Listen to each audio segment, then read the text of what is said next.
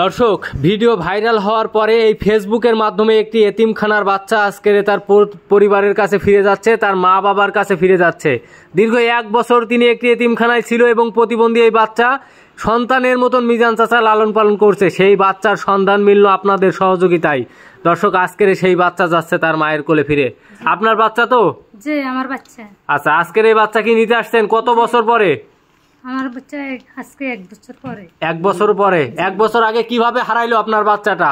আমার বাচ্চাটা হারাই গেল আমাদের বাড়ির পাশের থেকে হারাই গেল। পাশের থেকে হারাই গেছে। কথা বলতে পারে না, তাই তো? তুমি কথা বলতে পারো?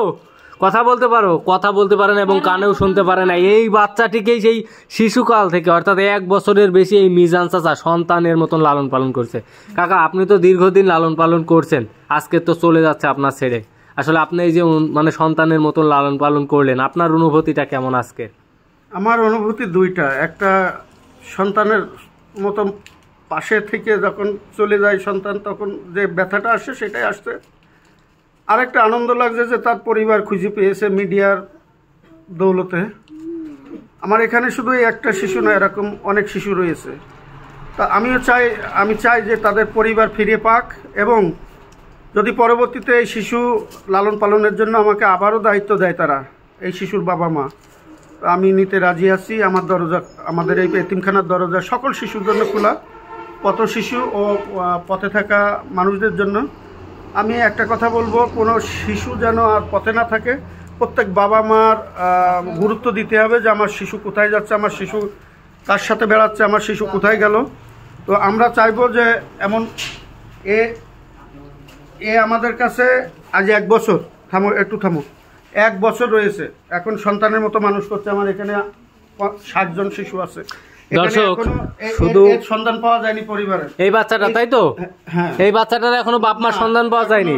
সন্ধান পাওয়া যায়নি। আচ্ছা আচ্ছা, এও আপনি মানে এখানেই এটা প্রায় 1.5 বছর। 1.5 বছর। আচ্ছা, আর এই যে বাচ্চাটা, তাই তো? এরও এখনো সন্ধান পাওয়া যায়নি শিশু। আচ্ছা আচ্ছা, তাহলে এই দুইজন।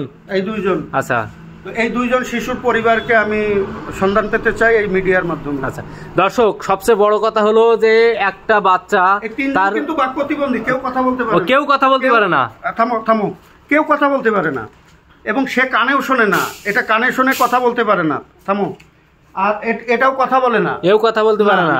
মাদ্রাসা আসার পরে আল্লাহ ডাকে, ভাই ডাকে, মাদ্রাসা আসার পরে কথা অল্প অল্প কিছুটা বলতে পারে। দর্শক, একজন সন্তান বা একজন এই ছোট্ট শিশুকে দীর্ঘ 1 বছর লালন পালনের পরে যখন একজনের কাছে ফিরে যাচ্ছে তার পরিবারের কাছে, তখন অবশ্যই হয়তো এই বাচ্চাটির আনন্দ হচ্ছে, কিন্তু মিজান চাচার হয়তো আনন্দের সাথে অনেক কষ্ট লাগার কথা। কারণ সন্তানের চেয়েও আদর যন্ত্রে মানুষ করছে তাকে, এবং তাকে আসলে আমরা দেখেছি যে অনেক যত্ন রাখছে। কত সুন্দর চেহারা দেখেন তার।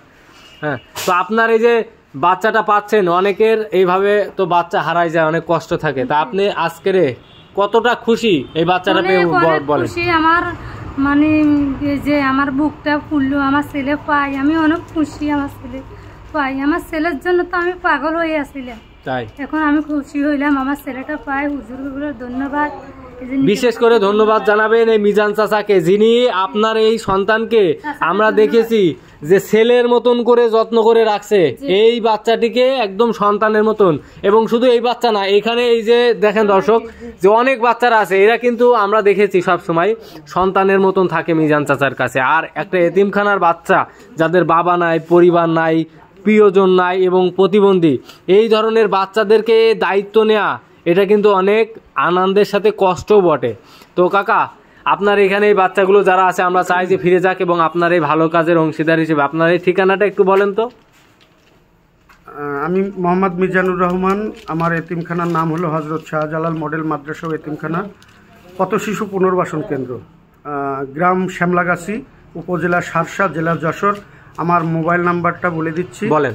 01718848377। আবারও মোবাইল নাম্বার বলছি, 01718848377। আচ্ছা দর্শক, আপনারা অনেকেই আছেন দেশের বিভিন্ন জায়গা থেকে, এই ধরনের বাচ্চাদের সন্ধান পাইলে মিজান চাচার কাছে যদি মনে করেন যে দিবেন, কাকা রাখবেন? হ্যাঁ, রাখবে, অবশ্যই দিতে পারেন। এবং আরও একটা কথা বলি, এই যে বাচ্চাটি দেখেন কত সুন্দর চেহারা, এরও পরিবারের আমি একটু সন্ধান বলি, চাই। তাদের যখন আমরা পাই রাস্তার থেকে নিয়ে আসি, তাদের মুখের দিক তাকানো যায় না, গায়ে ধুলো, মাথায় মারির দাগ, কাটার দাগ, তাদের পোশাকের অবস্থা খারাপ। আমি আমার শিক্ষকগণ, আমার প্রতিষ্ঠানের শিক্ষকগণ এবং বড় ছাত্রগুলো এতটাই মানবিক, তাদের আগে গোসল করানো হয় মোটরে পানি দিয়ে, আমাদের চুল কাটার মেশিন আছে, আগে চুল কাটানো হয়, তাদের সাবান দিয়ে গা ডলানো হয়, তাদের আগে খাবার দেওয়া হয়। 1 সপ্তাহ তাদের পিছনে শুধু খাবারেই আমাদের টার্গেট থাকে, তাদের স্বাস্থ্য ফিরিয়ে আনার জন্য, তাদের মনোবল বাড়ানোর জন্য। আমাদের খাবারের কোনো অভাব নাই, আল্লাহর রহমতে আমাদের মাদ্রাসা এতিমখানা একদম ফ্রিতে আমরা সার্ভিস দিই। এখানে 60 জন সন্তান, আমার সন্তানের মতন আছে 60 জন শিশু।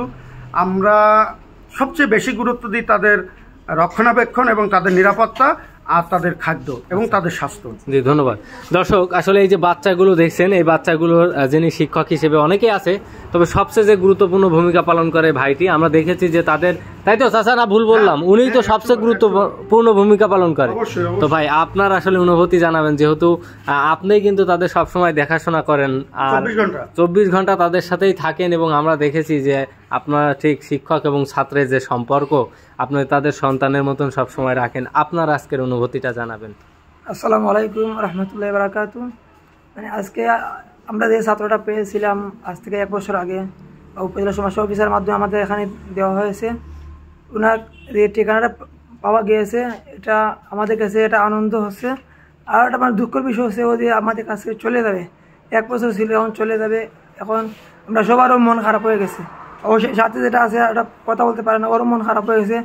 সাথে সাথে আমাদের যে মিজান ভাই, ওনার তো চোখে পানি চলে আসছে, মানে আমাদেরও পানি চলে আসার মতো এরকম অবস্থা সবার হয়ে গেছে যে এত আমার এখানে ছিল, এটা সবার কষ্ট লাগছে। আচ্ছা আচ্ছা, ঠিক আছে, এটা কষ্ট লাগা স্বাভাবিক। তারপর আপনাদের ধন্যবাদ আর সকলের সহযোগিতায় এবং ভালোবাসায় এই ফেসবুক কল্যাণের মাধ্যমে আজ একটি শিশু তার পরিবারের কাছে ফিরে যাচ্ছে, এটাও কিন্তু ফেসবুকেরই অবদান। এবং একটু যদি বলে দিই, কালেকশন করে দিই, এই ভিডিওর মাধ্যমে আমি আশা করব এই 2টি শিশু যেন তাদের পরিবারকে খুঁজে পায়, তাদের মায়ের কোলে যেন তুলে দিতে পারি,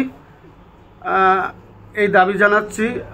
একটা কথা বলবো, আসুন নিজের সন্তানের প্রতি যেমন আমাদের মায়া, পরের সন্তানের প্রতি আমাদের একই মায়া দেখাতে হবে। যেহেতু শিশুরা নিষ্পাপ, শিশুরা কিছু বোঝে না, সকল শিশু আমাদের শিশু। ধন্যবাদ। আচ্ছা আচ্ছা, এই যে বাচ্চাটি দেখছেন, দোয়া করি যেন তারাও পরিবারের কাছে ফিরে যায়। মায়াবী কণ্ঠ এবং মায়াবী চেহারা তাদের দেখেন। আসলে এতিমখানায় হয়তো থাকে, তারা হাসি খুশিতে থাকে, তারপরেও পরিবারের কাছে ফিরে যেতে কে না চায়। একটা নির্দিষ্ট ঠিকানা তো আমরা সকলেই চাই।